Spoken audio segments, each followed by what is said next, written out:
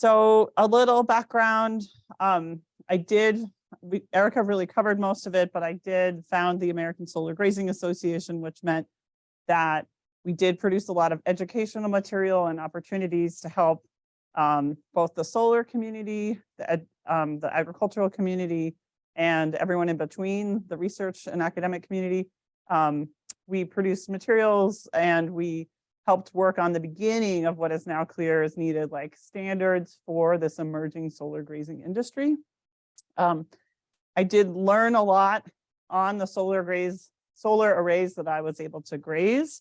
And a lot of what was the early content there is just mistakes we all made and trying to do it better. And it was like a collaborative place to share information. We did a lot of that with the help of, we had academic support, both like at Cornell and also I'd just like to say Pace University Law School. And we will get to some of that a little later in the talk. And now my work at Lightsource BP is actually, a lot of it is now doing that same work, but I'm the person helping bridge the gap when there's a farmer now wanting to graze at one of our solar sites, or perhaps with an idea for another kind of agricultural integration. I'm the person having those conversations. Like to say my work is like talking about butterflies and sheep all day long, which is maybe the best days. So I wanted to put a definition of agrivoltaic in there because it's a mouthful, but it is the word that has stuck. It's of European origin, and I actually grabbed this definition as well as this breakout out of a paper that just was published a couple weeks ago. It's cited at the bottom, this Frontiers link. And actually, Erica, are we going to be providing the slide deck, people? Perfect. There's a lot of stuff in these slides that I'm not going to talk about, and it's like meant to be for students and such. Sure. So with agrivoltaic here, we're going to be talking about that word co-location of, we have the ground mounted solar arrays. So again, not on a rooftop. And then that's one layer, is that energy generation. And then down on the ground, we have the agricultural activities.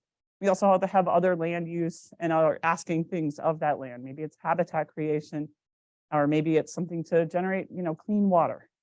So the three classifications, I thought this was useful to bring to Penn State today because it is the definition now recognized by the Department of Energy. So we have the first system, which is agrivoltaic, or they're saying AV, can be agri-PV, AV animal systems. So animal husbandry and livestock grazing. It is the most common, type of agrivoltaic use in the world, and certainly in the United States. And part of why I actually ranked it first here today is because, at least in the United States, the other two types of agrivoltaics are much more in the pilot and research only phases. And so this is a very exciting space to be in if you're an entrepreneur or if you're a researcher. The agrivoltaics habitat systems, this is everything around ecosystem services. So there are people very interested in pollinators or predatory insects, maybe interested in certain types of grassland restoration. That all falls into that lump. And the last, which I took the liberty of grabbing two photos from two European research solar arrays, both of which have really great stories, the agrivoltaics cropping systems. So we'll just leave it at that. Those are, in fact, the ones that have some of the most specialized technology and have some of the most interesting research coming out of them. I'll say that there is an agrivoltaics conference that is annual, and I recommend for anyone who's very keen on this subject to grab this past year's presentations, and there's tons of reading on that subject. So with that, I'm going to go briefly to like the introduction on Lightsource. Lightsource BP we do grid scale solar development, and it's really just ground mounted solar, and sometimes it's going to be ground mounted solar with some battery storage. And in the United States, we have 4 offices, and we have a few projects in Pennsylvania. The three that we're going to call out probably in this talk the most are the Penn State arrays, Nittany 1, 2, and 3. This sort of just is a general trend on development, and you can also see this on our website. You can also see the trend of where a lot of the projects are happening. So Pennsylvania, South and West.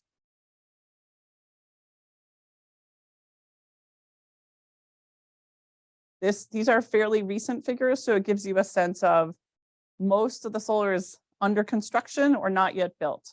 So Lightsource BP is both a solar developer and a solar asset owner.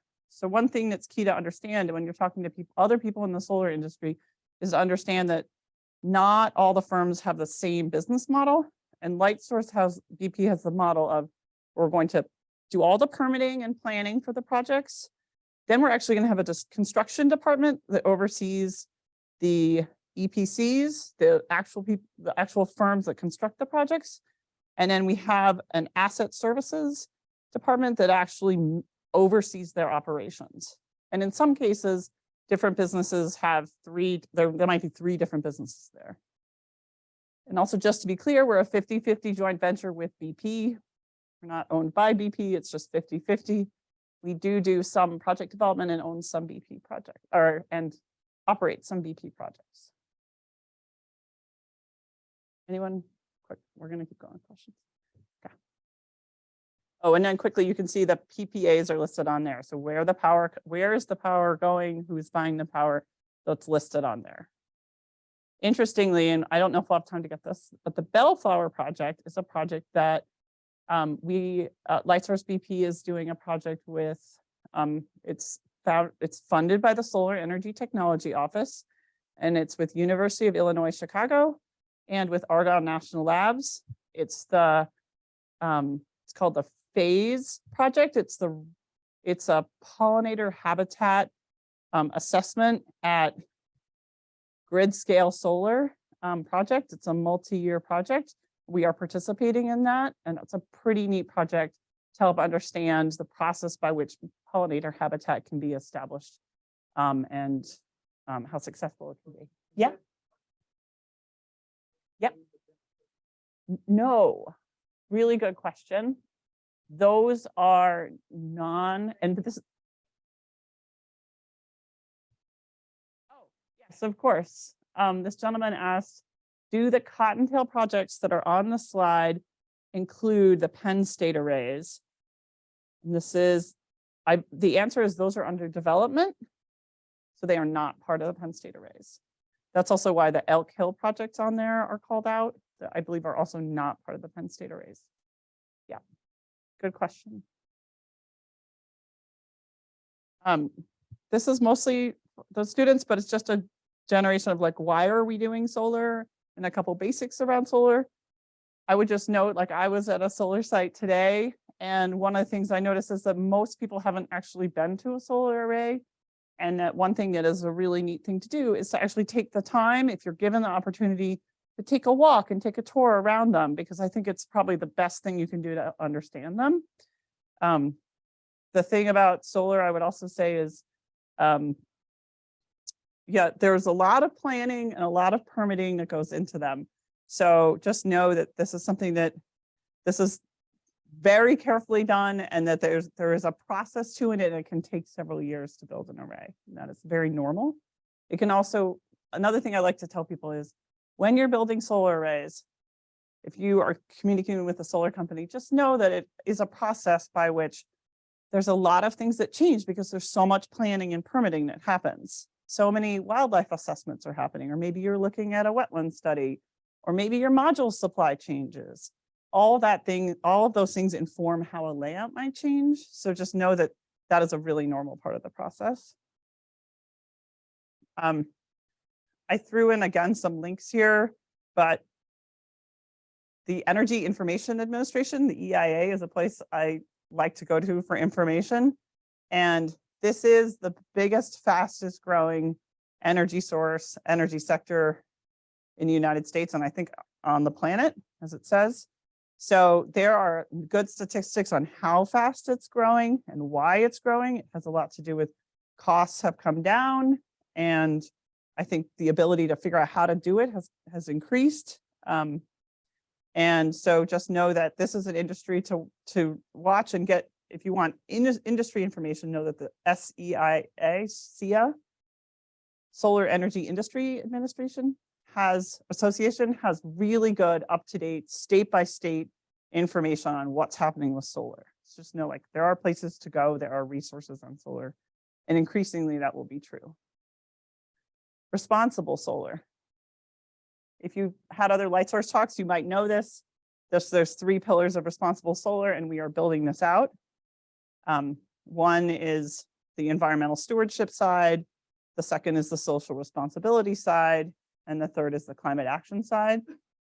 I would say also that we're taking steps to do things that you will soon hear about, with making commitments to biodiversity, making commitments to tracking carbon, making commitments to looking at things like testing soils, looking at forage sampling, bringing in best practices. So just say we have a very high standard we're trying to reach for our company, and this sort of brings it out here, where wherever we can, we are working based on a global mandate to boost our biodiversity and try and achieve net gain. Again, as you can see, this falls into an agrivoltaics talk, which we're talking about habitat conservation and restoration wherever we can. So usually the way this works is project by project. We tend to pick different things to try to, during the planning phase, we might look at it and say, oh, look, this is one short grass prairie. Let's try and restore the short grass prairie here. We might look over here and say, oh, look, there's a local NGO that really wants to do monarch habitat restoration. So we look for those partnerships and communities. We look for finding ways to pay for it, and we try and do those conservation efforts. And if you're wondering what my job is, I end up a lot of times now overseeing, we're talking about improving soil health, working on testing protocols, as well as like looking at soil health and fertility. And then with that information, picking custom solar site seed mixes for all our solar sites. I'll bring up the Nittany sites again. Those Penn State sites were the first sites and the biggest sites to use the Ernst Seeds Fuzz and Buzz mix. The Fuzz and Buzz mix was custom designed to be a grazing friendly, pollinator beneficial set of mixes. And the Penn State arrays have them. Oh, actually, there's one more thing. The one other thing to know is that Lightsource BP is supporting Argonne National Lab just got a DOE grant to look at a soil testing protocol and soil health for solar, and we're supporting that. Okay. So this could be its own whole conversation, but I think, again, we could look at this later. This talks about this big conversation of how much land is solar actually using? Are we losing land to solar? And how is this in context to other land uses? So this, I'm hoping, will be many PhD students will have fun with this one. And I guess that's say some of these kinds of conversations are the reasons I was motivated to first contract my sheep to solar, because I thought there is land. It is already fenced. It already has shade and protection from wind. I wonder if I can get a grazing contract and get paid to bring my sheep there. And the answer was yes. And I think, again, I'm going to move on to the rest of agrivoltaics, but there is a conversation about why, there's a whole solar siting conversation about why solar is put on certain kinds of land. And the solar industry in general is definitely interested, and I know Lightsource is very interested in finding those practices that do the most for putting carbon back in the soil and having diverse plantings with deep roots and restoring habitat for pollinators. So there are a lot of things that we are interested in doing and supporting, and we are doing and supporting, and we are tracking this now. So this is the kind of thing you can look to us for, is the actual data. Okay, I'm going to switch a little more, do more agrivoltaics, get into it.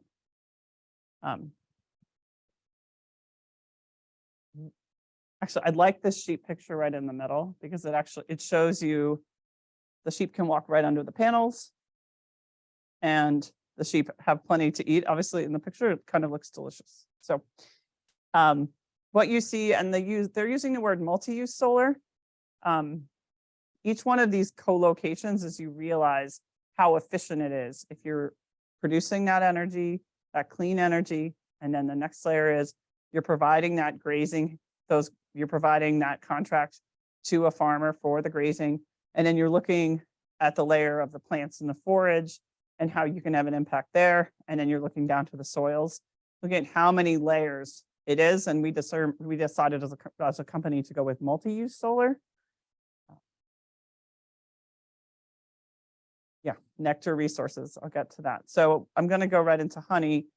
I'll just sort of back out a little and say, I did a year-long project in 2021, and I pulled a little bit of the information for this talk out of it. It's called Large Scale Agrivoltaics, Solar Grazing on a Utility Scale Facility in Western New York.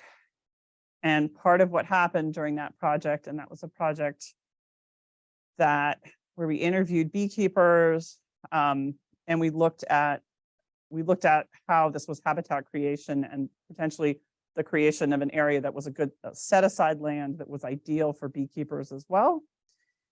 And the beekeepers were really interested in solar for reasons I hadn't thought of. They are looking for lands that are low or no spray. They are looking for lands that have, they're looking for nectar supply from maybe the early spring to the fall. And they are looking for a place where they can not have crowding from neighbors, and also where they can have a space that is safe for their beehives. No one's going to tamper with their beehives. So, and increasingly beekeepers are, like many other farmers, looking for more places to keep their hives. So in this report, you can actually see we had a honeybee economist participate, but we actually dug into the numbers and saw the scale of the beekeepers that could make money off of solar beekeeping. We also looked at at the siting of the bee yards at the solar sites. So I just want to say we have dug into this, and there are now an increasing number of people interested in solar beekeeping. It is something that I am working on with Lightsource to get the first few beekeepers contracted. It is one of our multi-uses. You can do that, and you can do the grazing. You can do other uses as well. I will also add that line at the end is important, where, pollination services have to be within a certain distance of that pollinator-dependent crop. So that is yet another layer where that can be a benefit, but it doesn't have to be. We did, as part of the study, look at the market. We looked at the market forces, but we also looked at, is there a premium for solar honey, which is, by the way, trademarked, or a solar-like honey? It seems like it's just a nice thing that there won't actually be yet another premium for that niche market. I would suggest that it's just more interesting that the beekeepers, that they just are, from our interviews, they're just interested in more places to put their hives and where the hives will be safe. So the process at Lightsource, if you do have commercial beekeepers or backyard beekeepers, is that we go through a process during the planning phase, during the permitting of a project. We gauge beekeeper interest. We talk about everyone's qualifications, and we see if it's going to be a good fit. And over that, we look at siting the bee yards. We work with the beekeepers to help. They know as well as we do what makes a good neighbor or a good place. Like in New York, we need to fence the bee yards because of the bears, but we don't need to do that in Indiana. It also informs our choice of seed mix. And something I'm trying to do for all the seed mixes is make sure that they're pollinator friendly, and definitely honeybee friendly. It does inform our vegetation management plans. So every single solar site has a vegetation management plan. And if I know there's going to be beekeeping on there as well, we'll definitely add some language around that then follows to an operations and maintenance contract. The last thing is the actual contract for solar beekeeping. We're going to, there is actually a solar beekeeping contract, but you could also just use a master services agreement. What I've learned is that solar companies don't necessarily want to own bees or beehives or bee infrastructure, but solar companies are interested in buying honey. That includes Lightsource, just be transparent. And the other trick is we just have to make sure that if a beekeeper is going to be on a solar site that's operating, they'll need the training and they'll need to have the right insurance. Typically that insurance is something that is standard farm insurance, but I'm going to mention it. Yeah.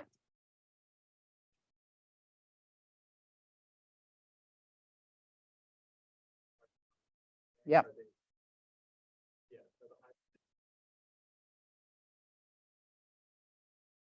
They're usually outside of the fence. And something that happens there is that I've been working with our GIS teams on where is the project fence line, where is the leased area, and then so therefore where are areas of where Lightsource can actually say, yes, we still are leasing this land even though it's outside the fence. The reason we're generally putting them outside the fence actually is to help the beekeepers out. They generally want they want a good, there's all these criteria. They want a good road, they want to be able to back their trucks around, they want to be able to do things. But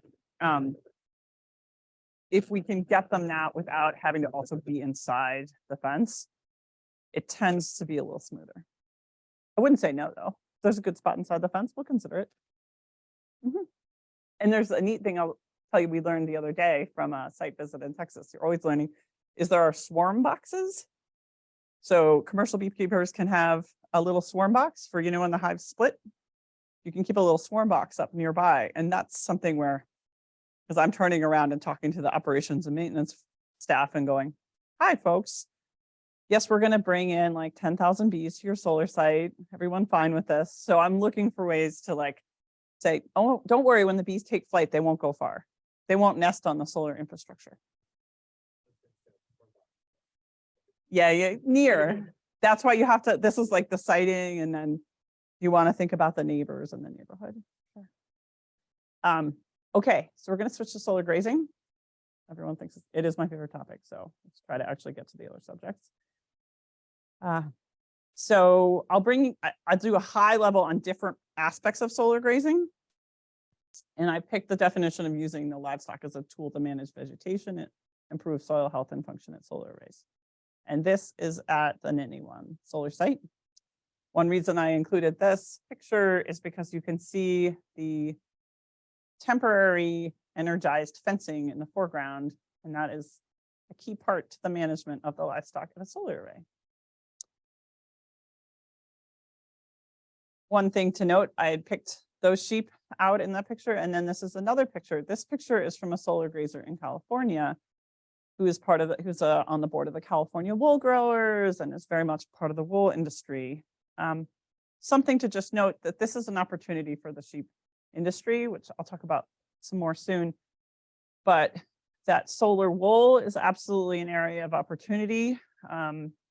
There's definitely an increased look at sustainable and natural fibers. I believe New York's governor just put several more $1 million towards this, but that solar wool could have some really neat applications, both for fibers we wear, as well as, things like wool pellets, and the non-woven fibers for insulation, things like that. So just note that I think there might be an opportunity for wool, which definitely, based on my understanding of its business model, needs some other tiers of support. The same would be said of the restoration or support of rare breeds. So just a note that this is not just a one type of sheep fits all kind of situation, that this is something where his sheep and her sheep, whatever breeds they are, might all work well. I've seen people try many interesting breeds of sheep, and I hope to continue that and see some restoration for rare breeds. So this is a fun picture of the fuzz and buzz seed mix at Whitetail 1.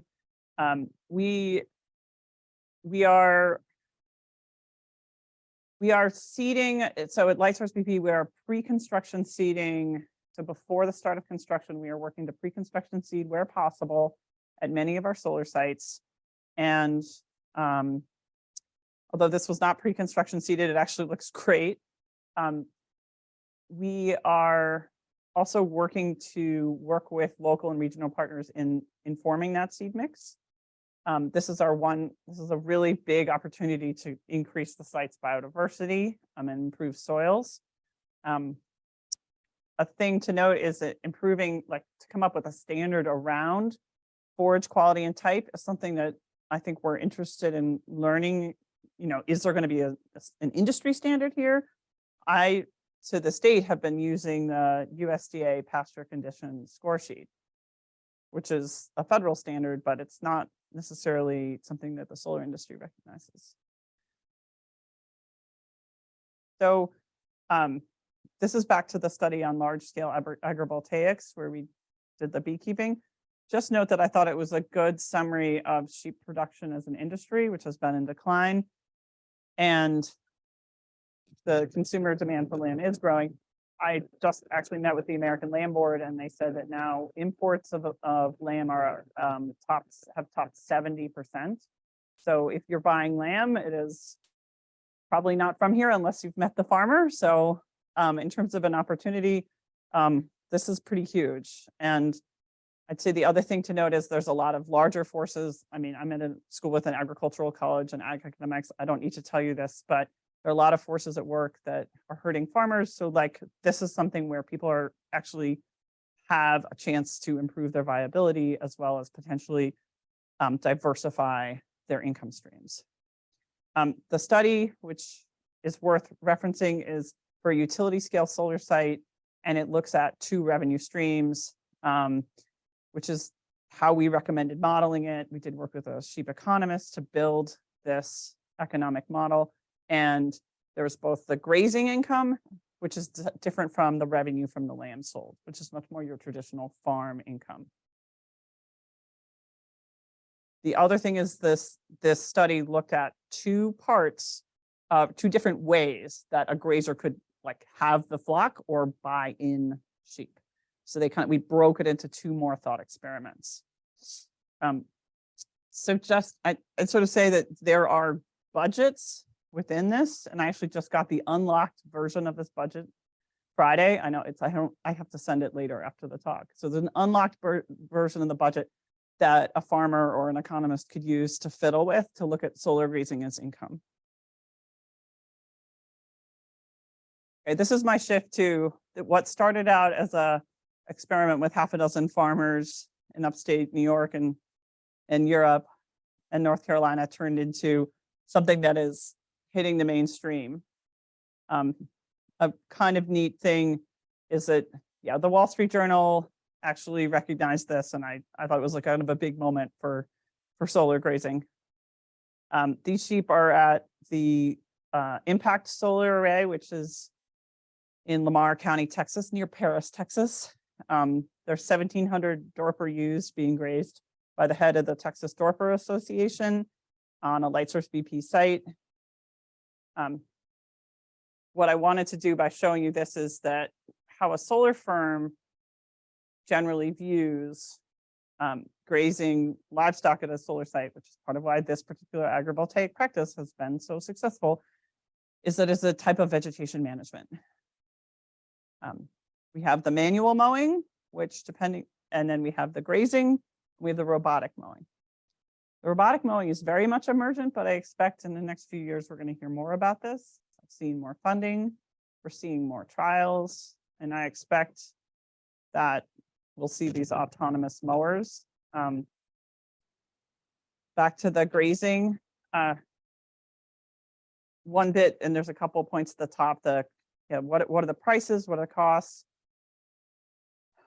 This is a fluctuating market, and I'd say that like there's a lot of variables and there's not a lot of like things that are known from the grazer's perspective. What do I charge? How do I talk to the solar company?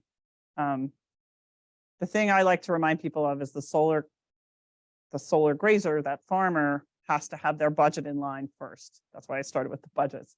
They have to know what it's going to cost them, or at least project what it's going to cost them before they get in over their head.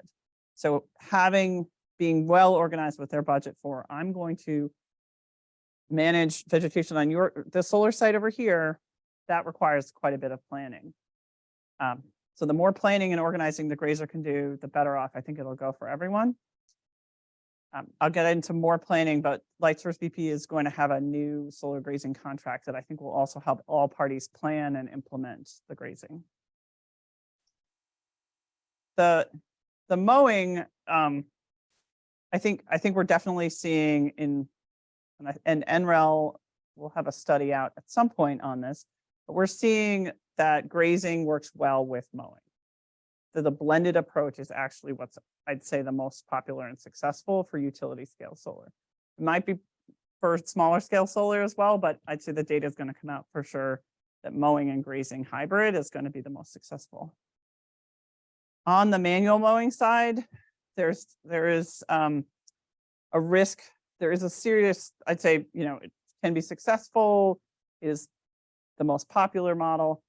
The thing to just note is that this solar sites, there is a risk to damage there to both personnel and to the mowing equipment with the mowing. So it's not something that should be done casually or lightly.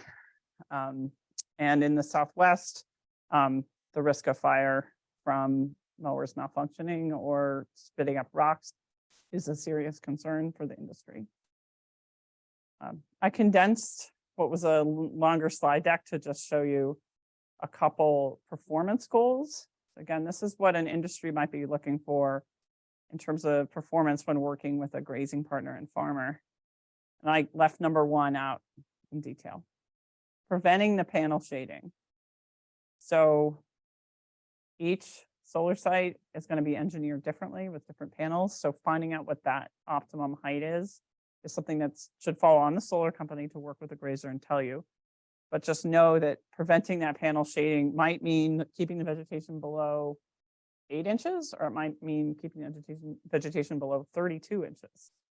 It widely varies based on technology and terrain and geotechnical information. And is generally basically just unacceptable. There's a lot of panel shading is something that no one wants to see. The other reason for this is that solar sites have technicians that need to walk safely around the solar array, and if vegetation is really high, this is not possible. Yes. So goal number 2, mitigating fire risk. Again, Pennsylvania, not so much, but certainly everywhere, Texas and Southwest, that is a serious concern for the industry. Number 3, I didn't cover it, but I think probably Tom, you might have covered it in your talk earlier. The usual business model is the solar companies like Lightsource.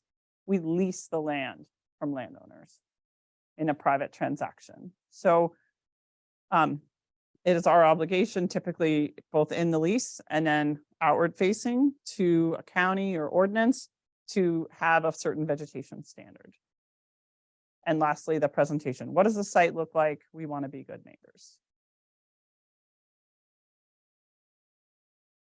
So this is where we get a little into the nitty gritty. I think we'll have this contract available, hopefully next week. We have a planning process now to implement grazing at our solar facilities. So the first thing is water. We want, if we have livestock on a solar site, they need something to drink. So working with a landowner to say, are you willing to also give us some water rights so that if we want to have a grazing program here, we could have that. So that's something I do now with our attorneys and our landowners, is to say why we would like some water for the next 30 years, please. Also, how's time? I'm running way long. I'm running really long. Oh gosh. Yeah. Okay. Okay. Perimeter gates and fences, coming up with standards for the gates and gates, which means that we actually at the solar arrays, we do a lot of adding additional gates to promote the flow of livestock from one section to the next. And then the fences that are graze ready, which means that they do a good job of keeping the sheep in and the predators out. I've talked about seed mixes, and we'll just go to the solar grazing contract. which now has conditions around having a grazing plan with our partners, having the right insurance, and having very clear goals. So this was my training for farmers. Here's a partner farmer in Kentucky talking about his grazing planning at a site. A thing to bring up here is that there's opportunities for research and extension-led initiatives. This is in Ohio State. This is Dr. Brady Campbell, small ruminant specialist for Ohio State. They're doing a multi-year research project looking at forages, grazing, haymaking at solar facilities. Lastly, we have I said it was a bright future for the solar sheep industry. So if you look at this, I'd say the key message is this will need to be, there are many now big parties working together who want to see this become more professional, more standardized, so that a grazer can not have to learn it all like I did, but who can also have tools in the toolkit. The American Land Board is interested. The Cornell has an economic study based on the co-op model that will help inform what they think, how farmers could work together in certain cases to avoid some of the big capital expenses that you have when you start a solar grazing business. NREL is very keen on the biodiversity benefits of solar and is increasingly publishing more information on that, as well as leading studies to look at grazing and benefits to biodiversity. The ASGA study is looking at risks to solar site operators and soil health. And what we need is professionalization of grazing. Lastly, I think there's definitely a future for carbon credits and grazing. Yet to see anyone really take that by the horns. We'll see. So this is I'm so late, but what do you think, Erica? 10 minutes? Okay. So this was looking at the cropping. So we did the livestock and we did the biodiversity. So let's do this is more a high level look at the rest of the world, in part because those cropping systems and the more like advanced technical are things that are really done only in pilot phases all around the rest of the globe. So I tried to break it out by sector. This is a field of flax in Italy, northern Italy, and Remtech is the manufacturer. What you'll see with this picture, and this is actually, and the array was like 12 years old. What you'll see is that it's a lot of infrastructure very high up. They've been doing some research on it. So the key take home is it was only possible with the massively subsidized support of the Italian government and is not especially efficient. So that's what we saw is the farm was having fun experimenting with different crops. That was flax and corn. And here they had a small tree nursery started, all super interesting stuff. However, not something that you would be able to find without a serious subsidy. 13% is the ground coverage ratio, which is fairly low, by the way. So people talk about shading. In the United States, both Jack's Solar Garden is fairly well known for vegetable market garden agrivoltaics, and the other famous spot is UMass Stockbridge Agricultural Experiment Station. I would just say quickly that the AgriSolar Clearinghouse, which was a DOE, Department of Energy funded project, is the place that now I would suggest people go to learn more about those study and trial results. So agrivoltaic structures. So I showed you the canopy in Italy built by Remtech, the Italian manufacturer. The place that's also doing a lot of canopy-based structures are Asia. And this is where we are seeing precisely designed and engineered solar built up over rice fields and over fish farms. I expect that based on the regulatory environment there, that we are going to see a lot more of that. I would say South Korea is one place to look for information. In Europe, where we're seeing this is in France, Germany, and Italy. Sun Agri is Remtech's biggest competitor and has a similar looking system that is quite high in the air. The other thing we're seeing with these racking structures are these customized racking, very tall structures here. The thing that was interesting that I saw is that it's very hard to buy this stuff in the United States at this point in time. Very few of these items are Underwriters Lab listed, or they're just coming out on the market in the US. The other thing to note is that the research to date has not been something that a farmer could take home and use. They're very much research on like light wavelengths, or for example, in that pear orchard, it was all studies to show like the shapes of the pears. It didn't have anything to do with grading the pears or the flavor of the pears or production quantity. It was stuff that researchers wanted, but not farmers would find useful. And then the last different style of agrivoltaic structure were solar fences. They have their first installation in Vermont. Apparently we can all go see it next to Sun, give them a call. Those are bifacial panels, and there can be one stacked on top of the other. They're not actually suitable for livestock yet, which I have asked about if we could have some of those. They're just fence style. They look like fences, but they're not actually fences. Okay, so two strategies. Let's modify a traditional PV, a traditional ground-mounted PV, to accommodate agrivoltaics.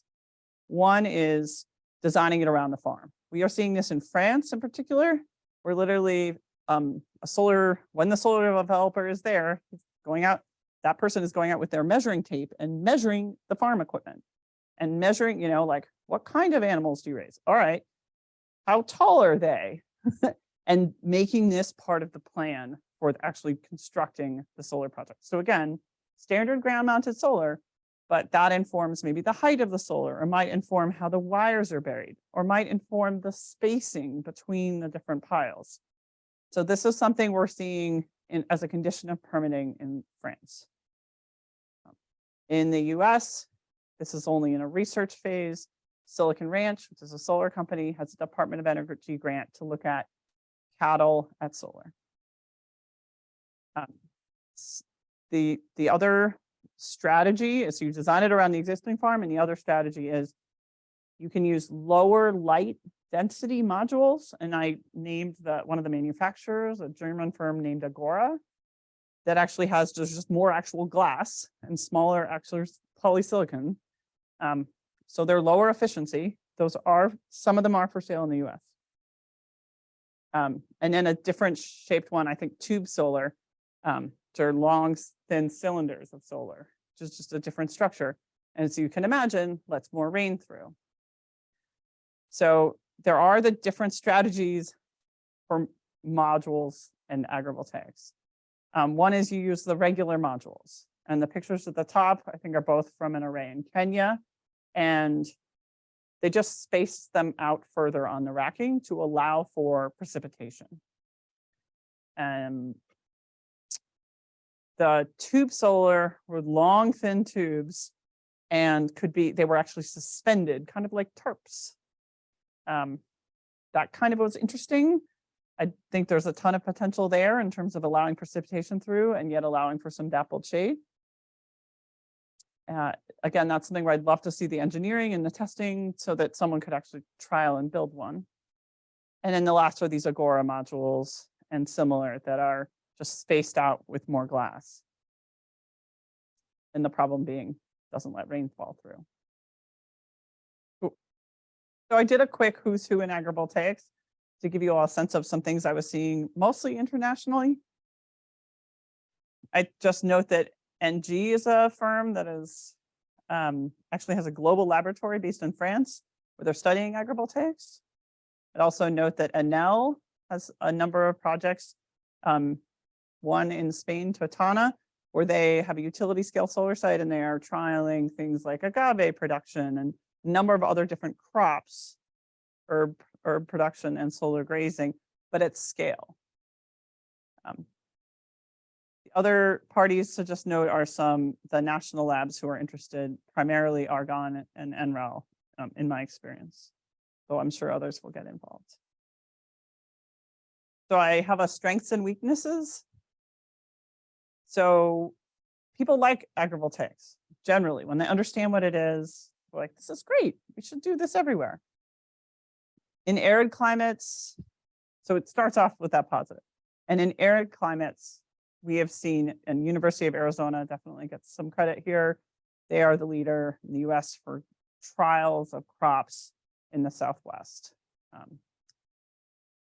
We are also seeing this as a big opportunity. I think I have it in there for, yeah, if there are, you know, such in India, in Africa, in places where there's not a lot of energy infrastructure, agrivoltaics is definitely seen as a way to be a win-win scenario. Again, when done right, this should contribute to farm viability. And back to the agronomic side of this, when you establish young crops and germination using agrivoltaics, those young crops can actually have a benefit, especially in areas where it is a little more arid. So a few weaknesses. This is an emerging, fast-paced market. It's been research heavy in certain areas, and certain areas haven't been covered at all, especially practical subjects that I think farmers would need. So that's the agribusiness and agri-PV could be better aligned. A big thing to just sort of mention here is that although there's a little bit of policy work done on this in the US, there's no place to get, there's no clearinghouse for information on who gives a tax break or who has what kind of agrivoltaics in which county or in which state or which country. So there needs to be a centralization of information where people can learn more about this.